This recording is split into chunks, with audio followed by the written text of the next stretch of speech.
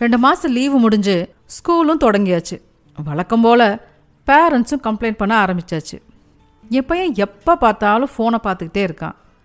நீங்கள் வேறு, என் பொண்ணு என்கிட்ட ஃபோனே கொடுக்க மாட்டேங்கிறா.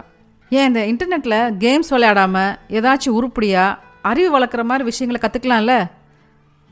இந்த மாதிரியான கேள்விகள், புலம்பல்கள் எல்லா வீட்லேயும் சகஜமாக போச்சு. ஆனால் இதுக்கு தீர்வு தான் என்னன்னு யோசிச்சிருக்கோமா? ஸோ இன்றைக்கி நாம் சிஜி வர்சஸ் சிஜி பற்றி பேசலாம். சிஜின்னு சொல்கிறீங்களே, அது என்னன்னு கேட்குறீங்களா? அதுதாங்க current generation versus current gadgets பற்றி பேசலாம். அவங்க ஏன் மொபைல், லேப்டாப் போல் எலக்ட்ரானிக் டிவைசஸ்க்கு அடிக்டாக இருக்காங்க? ஏன் நாமளே அடிக்டாக தான் இருக்கோம். சரி, அவங்கள மீட்டு சக மனிதர்களோட எப்படி பேச வைக்கலாம், எப்படி மற்றவங்களோட கனெக்ஷன்ஸை ஏற்படுத்தலான்னு பார்ப்போமா? அனைவருக்கும் வணக்கம். நீண்ட காலத்துக்கு அப்புறம் books.comன் மற்றொரு சுவாரஸ்யமான எபிசோடில் உங்களை வரவேற்கிறது சுபாஷினி. இந்த கேள்விகள் எனக்கும் இருந்துச்சு. விடை தேடினப்போ எனக்கு உதவுன புக் தான் இன்டிஸ்ட்ராக்டபிள். நீரியால் எழுதிய இந்த புக்கை நான் இன்னைக்கு ரிவ்யூ பண்ண போகிறேன். ஏற்கனவே இந்த ரிவ்யூ இங்கிலீஷ்லேயும் ஹிந்திலையும் இருக்குது. இதுவரை நீங்கள் கேட்கலைன்னா ஃப்ரீ டைமில் அதையும் கேட்டு ரசிங்க. மனித வரலாறை திரும்பி பார்த்தீங்கன்னா அறிவு பெறதுக்கான வழி ரொம்பவே குறைவாக இருந்துச்சு. நாலேஜ் கெயின் பண்ணுறதுக்கான சோர்ஸஸ் ரொம்பவே லிமிட்டடாக இருந்திருக்கு. ஒரு மனுஷனோட பலத்தை அவனோட அறிவோடு தான் ஒப்பிட்டாங்க. ஒருத்தங்கிட்ட இருக்கிற இன்ஃபர்மேஷன் வச்சு அவன் எவ்வளோ பவர்ஃபுல்னு சொல்லப்பட்டது. ஆனால் இன்றைக்கி நாம் இன்ஃபர்மேஷன்லேயே மூழ்கி கிடக்கிறோம். படிக்க நிறைய புக்ஸ், ஃபாலோ பண்ண பல பிளாக்ஸ், கேட்க ஏராளமான பாட்காஸ்ட், வாழ்நாளில் பார்க்க முடியுமான்னு தெரியாத அளவுக்கு எக்கச்சக்கமான வீடியோஸ். இப்போ நீங்கள் சில கிளிக்ஸ் இல்லைன்னா வெறுமனே டேப் பண்ணி எதை வேணாலும் கற்றுக்கலாம். மனித இயல்பே ஒரு விஷயத்தை பார்த்து நகல் எடுத்து அதை திரும்ப திரும்ப பண்ணி பார்த்து பின்ன அதில் வளர்ச்சி அடைகிறது தான். இப்போ நம்ம குழந்தைகளும் அதைத்தானே பண்ணுறாங்க. நம்ம குழந்தை நமக்கு பிடிக்காத ஒரு விஷயத்தை பண்ணும்போது ஒரு பேரண்ட்டாக நம்ம அவநம்பிக்கையோடு கேட்குற ஒரே கேள்வி, ஏன் குழந்தை மட்டும் இப்படி நடந்துக்குது? இதுக்கான ரொம்பவே சிம்பிளான காரணத்தை பதிலாகவும் ஏற்றுக்குவோம் இல்லையா? ஏன்னா இதுக்கெல்லாம் நம்மக்கிட்ட நேரமே இல்லை. நாமளே டிஸ்ட்ராக்டடாக தான் இருக்கும். குழந்தை வித்தியாசமாக நடந்துக்கிறதுக்கான காரணம் வேற என்ன? சேர்க்க சரியில்லை, இது அவனே இல்லை, கண்டிப்பாக வேற யாரோ சொல்லி தான் அவன் இந்த மாதிரி செஞ்சுருப்பான் அப்படின்னு நம்மளை நாமே நம்ப வைக்கிறோம். பெரும்பாலும் இந்த மாதிரியான ஈஸியான பதில்கள் நம்பி அவங்க நடந்துக்கிறதுக்கு பின்னாடி இருக்கிற சிக்கலான உண்மைகளை கண்டறிய தவறுறோம். குழந்தைகள் இந்த மாதிரி வித்தியாசமாக நடந்துக்கிறது நம்ம கண்ட்ரோலுக்கு மீறின ஒரு விஷயத்தினால தானே நம்புகிறோம். அது மட்டும் இல்லை, இந்த மோசமான பிஹேவியர் அவங்களோட தப்பும் இல்லை, நம்மளோட தப்பும் இல்லைன்னு நினைக்கிறோமா அப்படின்னு இயால் சொல்கிறார். நிச்சயமாக டெக்னாலஜிக்கு இதில் பங்கு உண்டு. சக்கரை இனிப்பாகவும் சுவையாகவும் இருக்க உருவாக்கப்பட்ட மாதிரி ஸ்மார்ட் ஃபோன் ஆப்ஸும் வீடியோ கேம்ஸும் நம்மளை அட்ராக்ட் பண்ணி எங்கேஜிங்காக வச்சுக்கிறதுக்கு டிசைன் பண்ணப்பட்டவை தான்னு நாமளும் புரிஞ்சுக்கணும். இனிப்பு அதிகமாக சாப்பிட்டனால தான் பல்லு சொத்தையாச்சுன்னு பேரண்ட்ஸ் சொல்கிற மாதிரி டெக்னாலஜியும் டிவைஸ்களை மேலே பழி போடுறதும் வெறுமனே மேலோட்டமாக பதில் தேடுற மாதிரி. உண்மையிலே இந்த பிரச்சனையை நாம் ஃபிக்ஸ் பண்ணணும்னா நாம் பிரச்சனையை தெளிவான கண்ணோட்டத்தில் பார்க்கணும். இந்த ஊடகங்களால் மிகைப்படுத்தப்பட்ட கட்டுக்கதையிலேருந்து விடுபட்டு இதோட மூல காரணத்தை புரிஞ்சுக்கணும். அப்போ தான் நம்மளால் இந்த சிக்கலை தீர்க்க முடியும். ரிச்சர்ட் ரயான் மற்றும் அவரோட colleague Edward daisy human behaviour பற்றி ரிசர்ச் பண்ணுறதுல வல்லுநர்கள். இந்த புத்தகத்தில் இயால் அவங்கள அடிக்கடி கோட் பண்ணுறாரு. இவங்க என்ன சொல்கிறாங்கன்னா, நம்ம உடம்பு நல்லா வேலை செய்யறதுக்கு புரோட்டீன்ஸ், கார்போஹைட்ரேட்ஸ், ஃபேட் மாதிரி 3 முக்கியமான மேக்ரோநியூட்ரியன்ஸ் தேவைப்படுது. இது எல்லாத்துக்கும் தெரிஞ்ச விஷயம்தான். அதே மாதிரி நம்ம மனசு செயல்பட அட்டானமி, சுய அதிகாரம், கம்பீட்டன்ஸ், ஆற்றல், ரிலேட்டட்னஸ், தொடர்பு தன்மையும் தேவைப்படுது. இப்போ உடம்பு பட்னியாக கிடக்கும்போது அது பசி வேதனையை வெளிப்படுத்தும். மனசு கூட்டச்சத்து குறைபாடு ஏற்படும் போது அது சஞ்சலம் அடைஞ்சு கவலையை தான் வெளிப்படுத்தும். ஏதோ ஒன்று குறையுதுன்னு நமக்கு அடிக்கடி உணர்த்திட்டே இருக்கும்.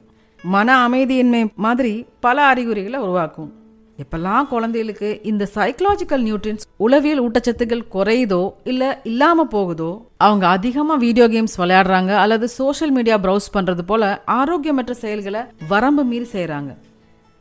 ஏன்னா அவங்க ஆஃப்லைன் வாழ்க்கையில் கிடைக்காத சுதந்திரம் ஆன்லைனில் அதிகமாகவே கிடைக்குது. இங்கே அவங்க சுயமாக முடிவெடுக்க எந்த தடையும் இல்லாமல் எதை எப்படி செய்யணும்னு தீர்மானிக்க முடியுது. சிக்கல்களை தீர்க்க ஆக்கப்பூர்வமான உத்திகளுடன் பரிசோதனை செய்யவும் சுயாட்சி உள்ளது. இந்த இன்டர்நெட் ஸ்பேஸில் அவங்களுக்கு எண்ணற்ற தேர்வுகள், வாய்ப்புகளும் இருக்குது. மேலும் பெரியவங்களோட கட்டுப்பாடும் கண்காணிப்பும் இதில் மிகவும் குறைவு. இதனால் ஒரு குழந்தை ஆன்லைனில் சுதந்திரம், திறன் மற்றும் இணைப்பை உணர முடியும். குறிப்பாக ரொம்பவே ஸ்ட்ரிக்ட் கண்ட்ரோலிங் பேரண்ட்ஸ் கிட்ட வளர்கிற குழந்தைகள்.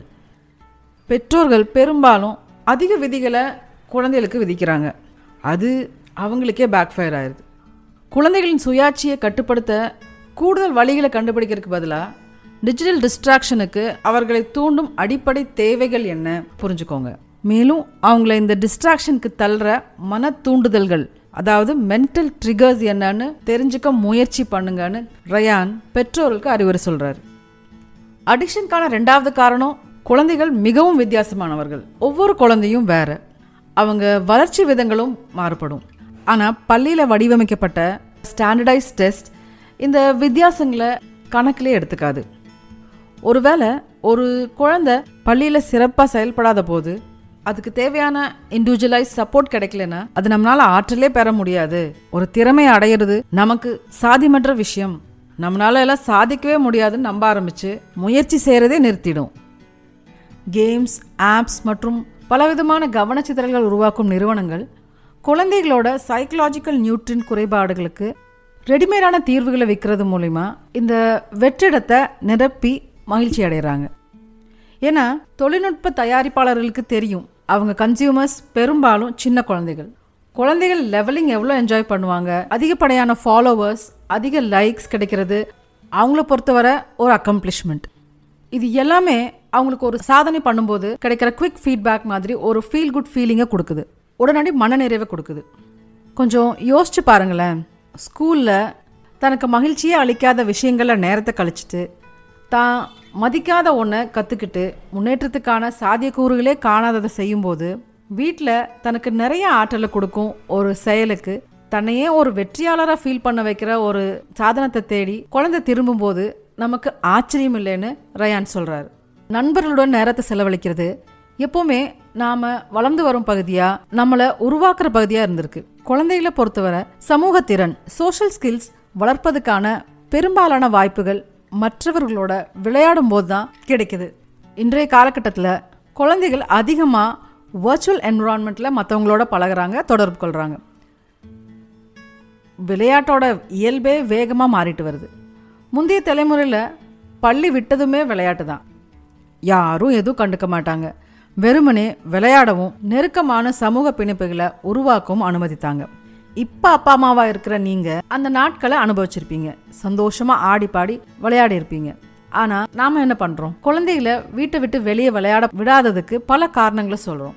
டிராஃபிக், குழந்தைகளை கடத்துறாங்க, குழந்தைகளுக்கு பாலியல் தொந்தரவு கொடுக்குறவங்க இருக்காங்க, இவங்களுக்கெல்லாம் பயந்து வெளியே விளையாட போகிறதே கட்டுப்படுத்துகிறோம். எனவே தன்னிச்சையாக நடக்கிற சமூகமயமாக்கல் முன்பு நடந்த மாதிரி நடக்கிறதில்ல. துரதிருஷ்டவசமாக இது மறுபடியும் குழந்தைகளை வீட்டுக்குள்ளே முடக்குது. வேறு வழி இல்லாமல் அவங்களுக்குன்னு கட்டமைக்கப்பட்ட திட்டங்களில் அவங்க கலந்துக்கிறாங்க. இல்லைன்னா திரும்பவும் மற்றவங்கள தேடி கனெக்ட் ஆகிறதுக்கு தொழில்நுட்பத்தையே நாடுறாங்க.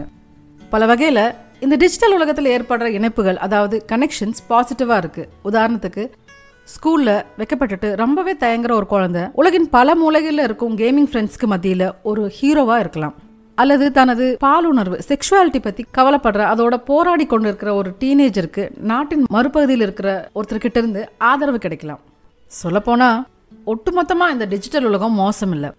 நம்ம எல்லோருமே ஒரு பெரிய குழுவின் ஒரு பகுதியாக இருக்க விரும்புகிறோம், அதில் அங்கீகாரம் கிடைக்கணும்னு நினைக்கிறோம்.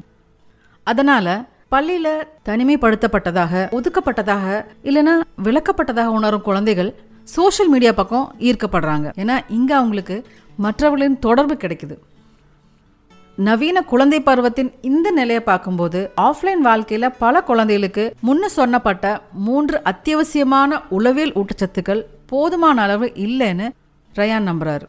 அதாவது அட்டானமி, கம்பீட்டன்ஸ், அப்புறம் ரிலேட்டட்னஸ் போதிய அளவுக்கு கிடைக்காதனால அவங்க ஆன்லைனில் மாற்று வழிகளை தேடுறது ஆச்சரியமே இல்லைங்கிறாரு.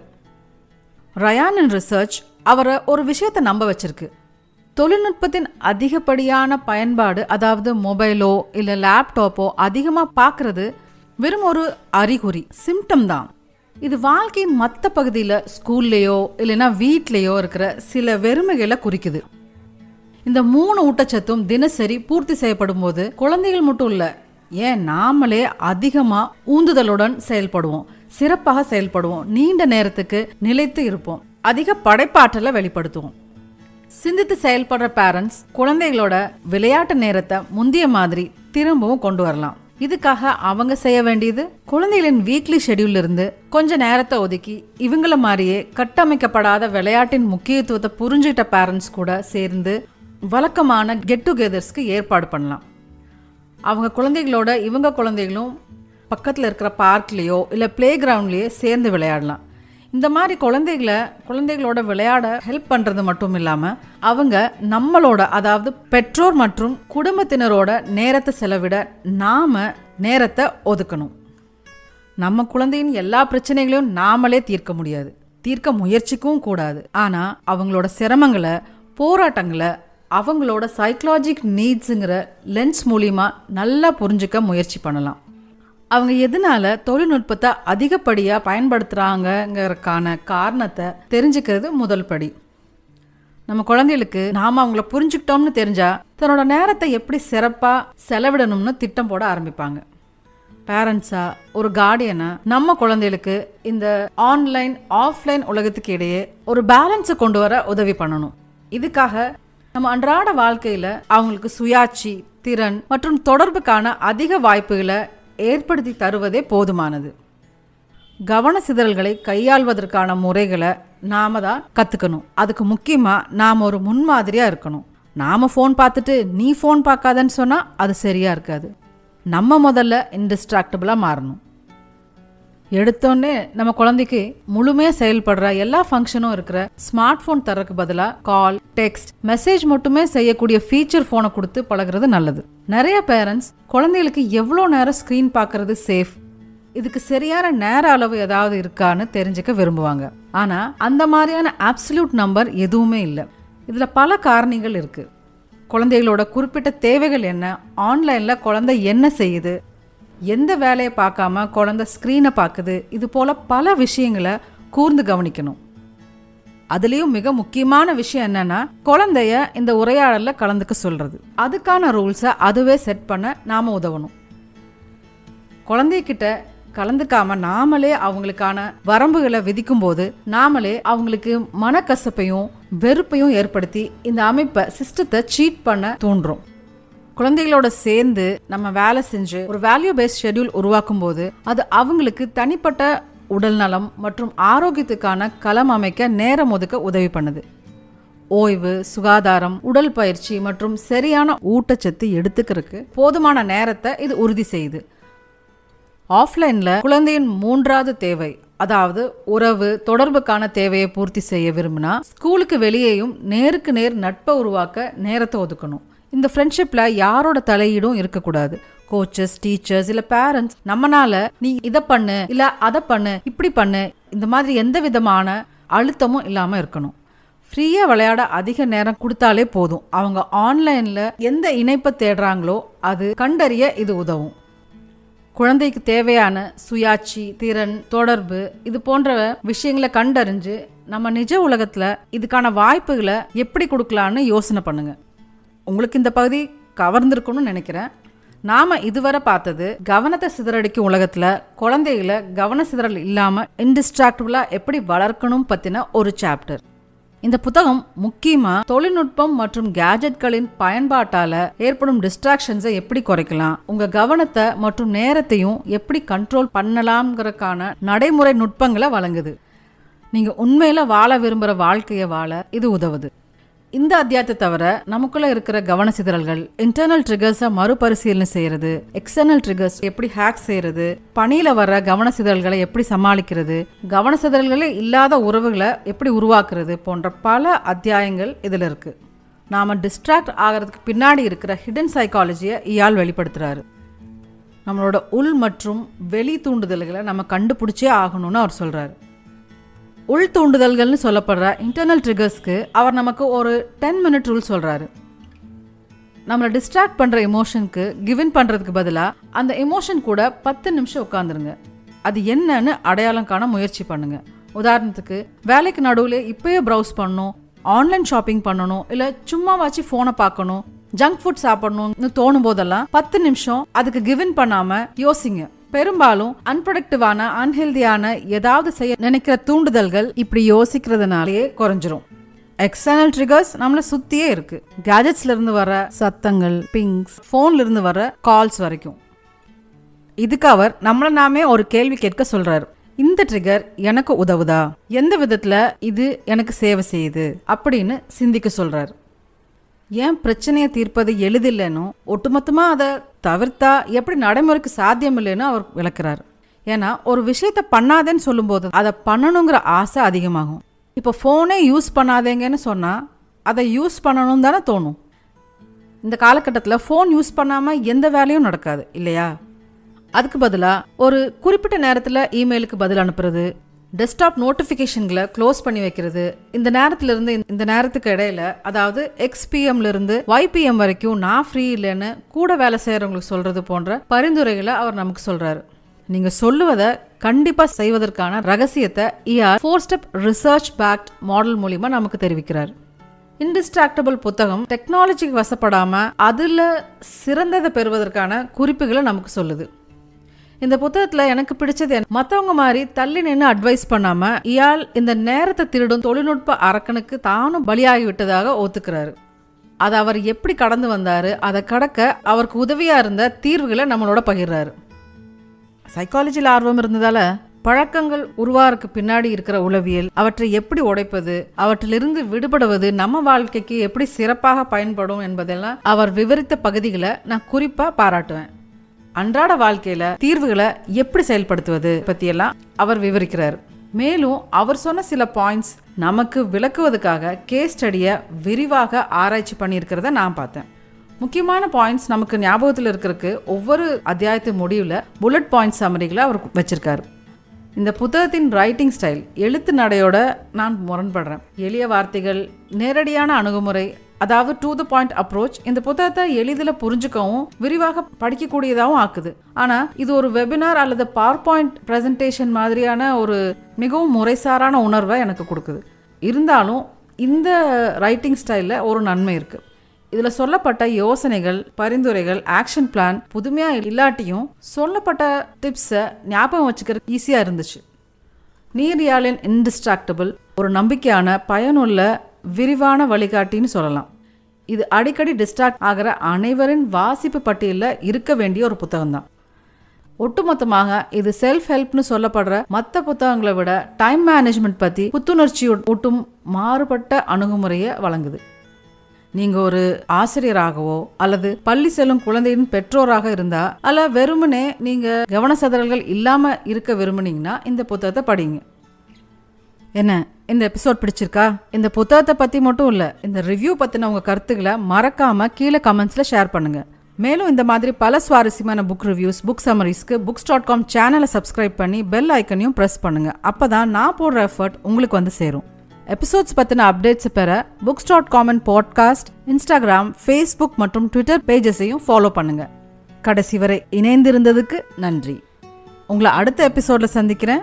அதுவரை சாயோனாரா.